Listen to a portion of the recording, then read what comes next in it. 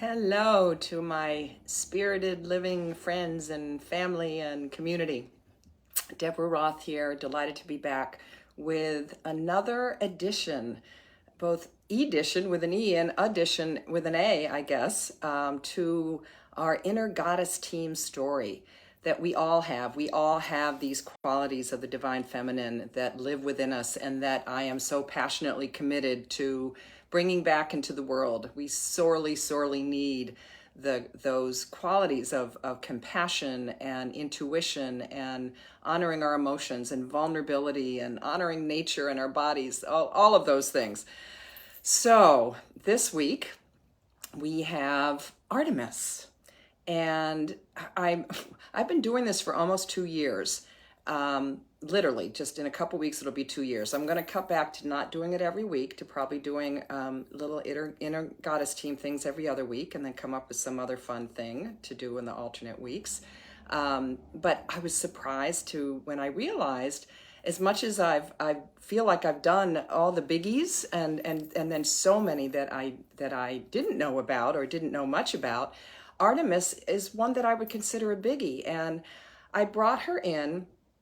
Her celebration times are not necessarily this time of year, but she is the goddess. She's the Greek goddess of the woodlands, of the hunt, and of many things. Of the moon, she's a classic moon goddess, and she's one of the early statues that I got. And I love, she is the goddess with the bow and arrow. I'll remind you, you probably know a little bit about her myth, unlike some of the other ones that I don't always know about. But even her bow and arrow looks like a little crescent moon. And some of the other images, I only looked for images. I don't like the ones that kind of sexualize them and make them big and voluptuous and all white, and that bothers me. So I found a couple. I don't know. She looked like a powerful one, and that's got all of the things that really represent the most about her. She's with her bow and arrow. She's in the woods with a stag and with a crescent moon overhead. Here's another image of her, kind of dark, but hopefully you can see it, with a full moon in this one, also with a stag and with her bow and arrow. So she is the quintessential virgin goddess. That is what the Greeks considered her.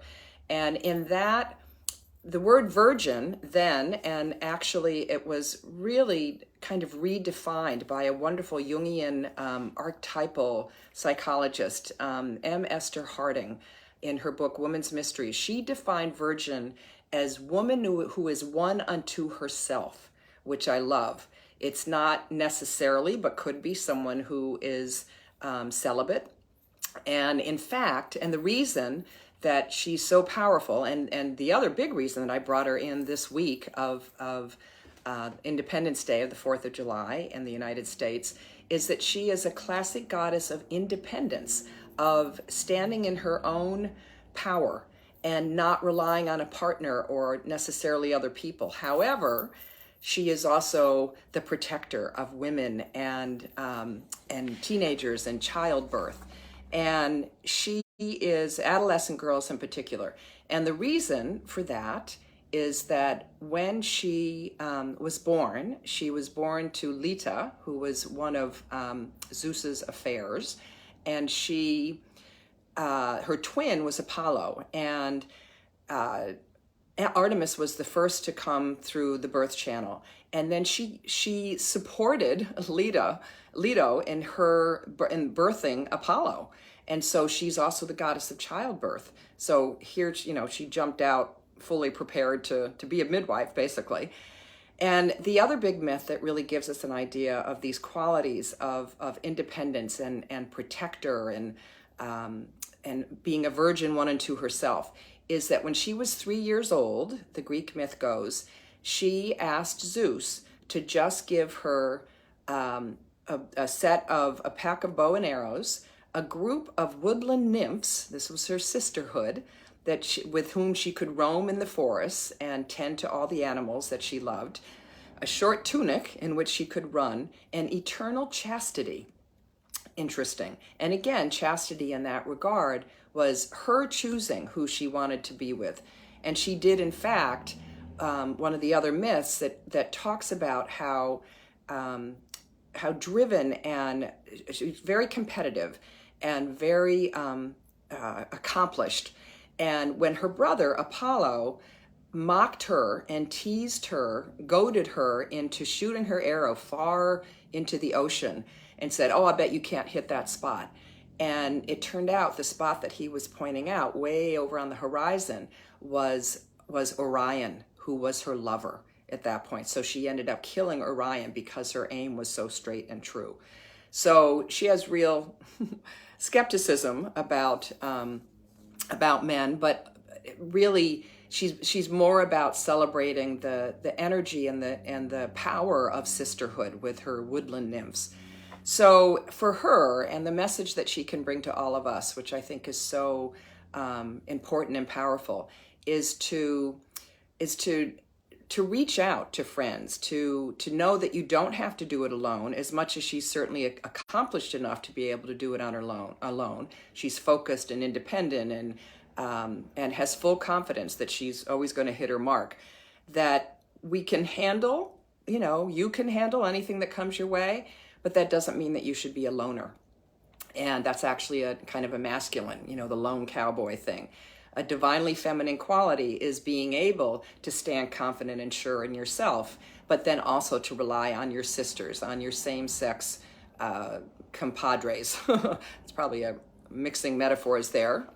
If compadres are often thought of to be men, but your same-sex partners, the people who can support you best. So I'm a little croaky. I've got some allergy thing going on, both in my eyes and in my throat. So I'm not going to sing to you, but I did find a really beautiful chant by someone. Where's her name? And I'll send you. I'll actually put this YouTube link on on my YouTube description of this channel. Rowana Saber Dancer. And her chant that she wrote with beautiful music in the background goes like this. Artemis, the roar of the bear is soft as the doe, swift as the hare, the tall trees that grow, the arrows that mark the light of the sun, and the moonlight dark, the wild that run. Freedom of the horse, the woman by the sea, devoted to the force, she who is free, Artemis. And when you see the images on this beautiful YouTube video that she created, just 2 minutes of that beautiful chant, you will see some of the images that go along with that phrase. So I invite you to check this out. It'll be up on my YouTube channel tomorrow if you want to see the images that go along with this. And then to really, this week, in this week of independence, to take a moment and reflect on where the areas in your life are that maybe you've been reticent about stepping out on your own. Is there a vacation or an adventure that you thought you could only do with someone else? What can you do? Is there some place that you can stand in your power by yourself, and alternately plan a really cool, fun sister trip, or even just an evening where you're all vulnerable with each other and supporting each other? So her energy goes both ways. It's honoring our standalone, independent, focused confidence, and it's also the place from which that comes allows us to be fully ourselves and fully vulnerable with our sisters and with the people that mean the most to us.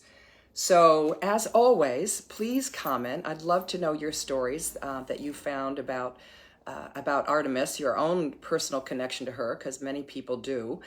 She is one of the well-known ones. I'd love to hear any singing chants. I don't have any specific singing chants for Artemis. And remember, again, as always, that you can celebrate her all year round. It doesn't have to be of this week of Independence Day.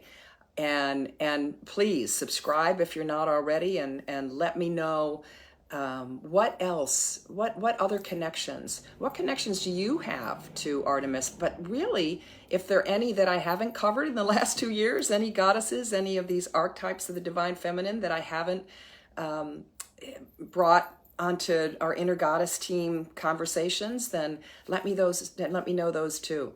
Thanks so much for watching. Thanks those of you who are live, and please spread the word and look at my YouTube channel tomorrow for more specific information about Artemis. Blessed be.